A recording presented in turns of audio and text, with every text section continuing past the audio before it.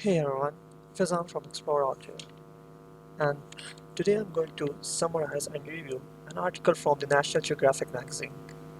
And this article is written by David Quammen, and the title is How Viruses Shape Our World.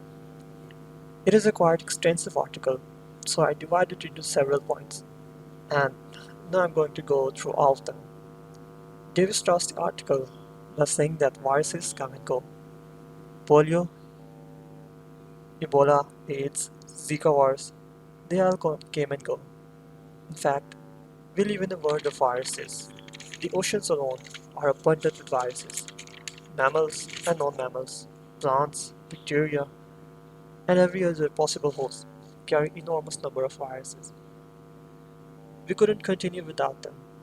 Part of the DNA is originated from viruses and now resides in the genomes of humans and other primates. For instance, without which pregnancy would be impossible.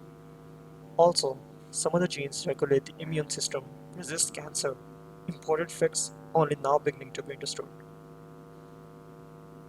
After that, David talks about whether viruses are good or bad. David says that though the virus is a parasite, but sometimes the parasitism is more like symbiosis, in which both visitor and host get the profit. Like fire, viruses are a phenomena that's neither in all cases good nor in all cases bad. They can deliver advantage or destruction. Everything depends on the virus, on the situation, etc. To appreciate our understanding of what the definition of virus is continuously evolving over the past century. It had been defined by its size that virus is something that's smaller than bacteria but can cause a disease. But this was just our first steps toward their understanding. After that, David talks about the concept of virus. He says, if we dive deeper into the concept of viruses, we will come to know that they are easier to describe than to define. Each viral particle consists of a stretch of genetic instructions written either in DNA or RNA, packaged inside a protein capsule. And what do they do with the cell? So, a virus can copy itself only by entering a cell. After that, either many more viral particles are manufactured, resulting in the destruction of the cell, or it goes dormant or back engineer its little genome into the host genome. This means the mixing of genomes for evolution. And if we talk about the evolutionary origins of viruses, then there are many hypotheses about the evolutionary origins of viruses, all of which explains that how the viruses played different strategies over time for their survival. Next, David uh, talk about the Mimi virus, aka the giant virus. David says that the giant virus was found named Mimi virus because it mimicked bacteria, at least with regard to size. A similar type of virus was also found, named Pandora virus. These discoveries about giant viruses inspired other scientists to formulate what viruses are and what constructive roles they have played in the evolution of cellular life.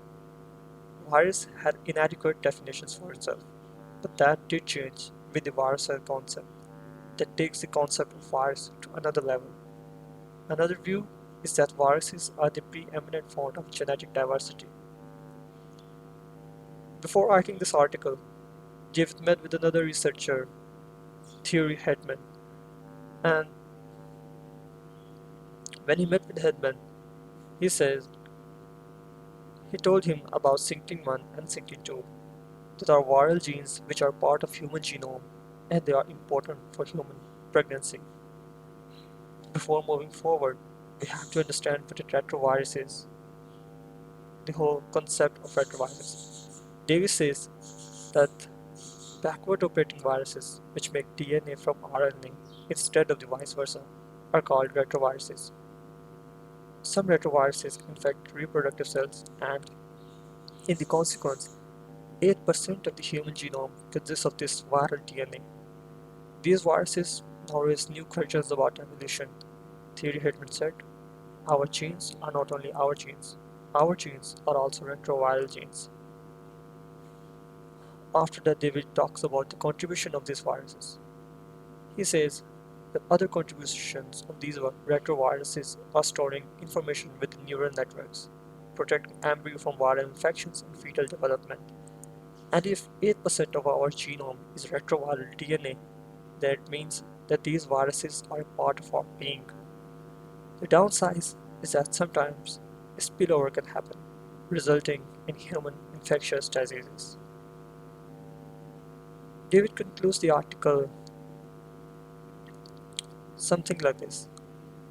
He says, so viruses give and viruses take away, and they have made things much more complicated now. We don't know that how much should we rely on the evolution theory by Charles Darwin, as Darwin didn't know anything about genes and viruses. And if reflecting upon our own viral contents takes away some of our human pride, then I leave it to you to say whether those are benefits or harms. And with that, the summary concludes. So, personally, I found this article very interesting and informative, and I also recommend you all to read the full article, link in the description. For me, the most interesting part was viruses changing our DNA and the whole concept of them changing our view of the evolution theory. And let me know in the comments about what you think about this article. I'll also suggest some other topics for article summary. And so, thanks for watching, and I'll end this video after uh, this time lapse. This time lapse ends. And for by the way, I made this little. I found this picture online, and I decided that I will make this little scene of this coronavirus is attacking the red blood cells. So I just did a quick time lapse, and yeah, it's just about done. And here soon you'll see the final render. Just a second. Oh, here it is. Yeah, and yeah, that's the comparison of yeah. So that's it. Okay, bye.